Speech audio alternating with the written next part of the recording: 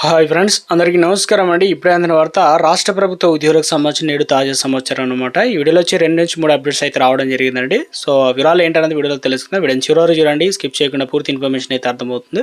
So మరోసారి channel వస్తే తప్పకుండా సబ్స్క్రైబ్ చేసుకోండి. చూస్తున్నారు కానీ లైక్ చేయడం మర్చిపోతున్నారు, వెంటనే లైక్ చేయండి. సో ఇక మొట్టమొదటి అప్డేట్ చూసుకున్నట్లయితే ఇక 13 మంది కార్యదర్శులు బదిలీలు అన్నమాట. కేంద్ర ప్రభుత్వం గురువారం 13 మంది కార్యదర్శులు బదిలీ చేసింది. మరో 4 అధికారులను కార్యదర్శి స్థాయిలో హోదా కల్పించింది అనమాట. సో ఇక మరో అప్డేట్ ఇచ్చారన్నమాట. సో ఇందులో వచ్చేసి తెలంగాణ ఉద్యాన అధికారులు విస్తరణ అధికార పోస్టులను భర్తీ చేయాలని చెప్పేసి రాష్ట్ర ఉద్యాన విద్యార్థుల సంఘ రాష్ట్ర వ్యవసాయ శాఖ మంత్రి తుమ్మల నాగేశ్వరరావు కోరిందనమాట.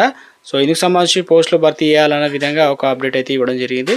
సో ఇక మరొక అప్డేట్ అయితే రావడం జరిగిందండి. ఉద్యోగులకు సంబంధించి చూసుకున్నట్లయితే ఆర్టీసీ ఉద్యోగులందరినీ కూడా ప్రభుత్వ సర్వీసులో విలీనం చేసే డిమాండ్లపై కొనసాగుతున్న ఉత్కంఠకు తెర పడే సూచనలు కనిపిస్తున్నాయి.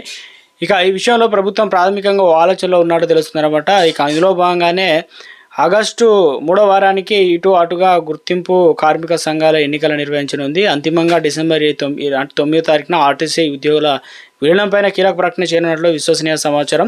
ఆర్టీసీ సమ్మె సందర్భంగా ఉద్యోగులు ప్రతిపాదించిన డిమాండ్లపై చాలా వరకు ప్రభుత్వం నెరవేర్చింది. ఇక మిగిలింది విలీనం గుర్తింపు కార్మిక సంఘానికి ఎన్నికలు నిర్వహించడమే.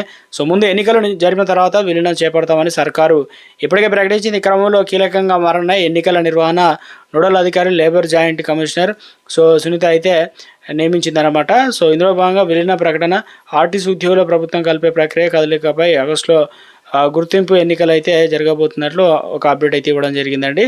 సో ఇక ఖాళీగా ఉన్న స్థపతి పోస్టులను వెంటనే శాశ్వత ప్రతిపాదికగా భర్తీ చేయాలని చెప్పేసి స్థపతులు శిల్పులు కోరారనమాట. తిరుపతి శిల్ప కళాశాలలో శిక్షణ పొందిన తెలంగాణకు చెందిన స్థపతులు శిల్పులు గురువారం దేవాదాయ శాఖ కమిషనర్ కలిసి తమ సమస్యలను వివరించడం అయితే జరిగిందనమాట. ఇక మరో అప్డేట్ అయితే ఇచ్చారండి. ఎస్సీ గురుకులంలో కొత్త కొలువులకు ఇక ఇందుకు సంబంధించి చూసుకున్నట్లయితే పోస్టులని దాదాపు పదోన్నతుల ద్వారా భర్తీ. TGSWRES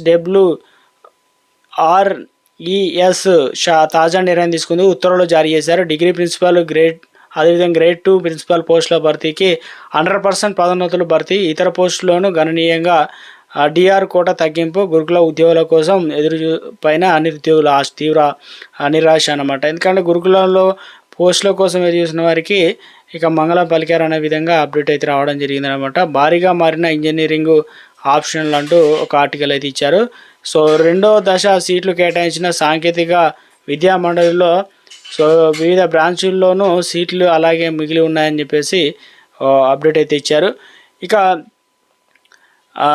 ఎక్కడైతే దుండిగల్లు సర్కిల్ పరిధిలో బౌదూర్పల్లి టెక్ మహీంద్ర కార్యాలయంలో ఎదుట ఓ మహిళా సాఫ్ట్వేర్ ఉద్యోగి ధర్నాకి దిగింది. అకారణంగా తనను ఉద్యోగం నుంచి తొలగించారని ఆరోపిస్తూ న్యాయం చేయాలని డిమాండ్ చేసింది. ఎందుకంటే గుంటూరు జిల్లాకు చెందినటువంటి రాజుపాలెం భవనంలో ECIL ఉంటూ టెక్ మహీంద్రాలో ప్రాసెస్ అసిస్టెంట్గా పనిచేస్తుంది. 3 రోజులు సెలవులు తీసుకున్న తనను ఉద్యోగం నుంచి తొలగించారంటూ బుధవారం పోలీస్ స్టేషన్లో ఫిర్యాదు అయితే చేసిందనమాట. లీవ్ అడిగితే తీసేశారంటూ. సో మాలో అప్డేట్ అయితే రావడం జరిగిందండి. ఇందులో వచ్చేసి డీజీపీ కార్యాలయంలో షోగార్డ్ విధులు నిర్వహిస్తూ తుపాకీతో కాల్చుకొని ఆత్మహత్య అంటూ ఒక ఆర్టికల్ అయితే ఇవ్వడం జరిగిందనమాట. సో మరో అప్డేట్ అయితే ఇచ్చారండి.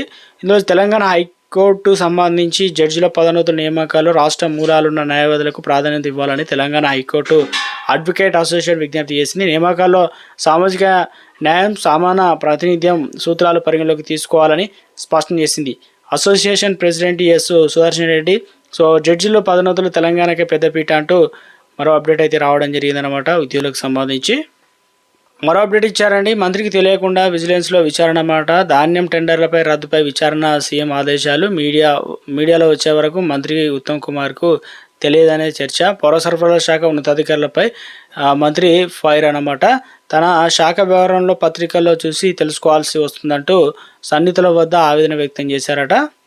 మరో అప్డేట్ ఇచ్చారు అన్నమాట. ఇందులో భాగంగా చూసుకున్నట్లయితే EPF అధిక పింఛన్లు దరఖాస్తులకు నోటీసులు పేర్కొన్న డిమాండ్ సొమ్ము జమ చేసేందుకు ఆగస్టు 31 వరకు EPF ఏదైతే ఉందో గడువు అనేది పొడిగించింది. ఈ మేరకు EPFO పింఛన్లు డివిజన్ సో ఇందులో వచ్చేసి PS అంటే ముఖ్యంగా ఇందులో భాగంగా అధిక పింఛన్లు డిమాండ్ గడువు అనేది మరోసారి చెల్లింపులకు ఆగస్టు 31 వరకు పొడిగించినట్లు ఆర్టికల్ అయితే ఇవ్వడం జరిగిందనమాట.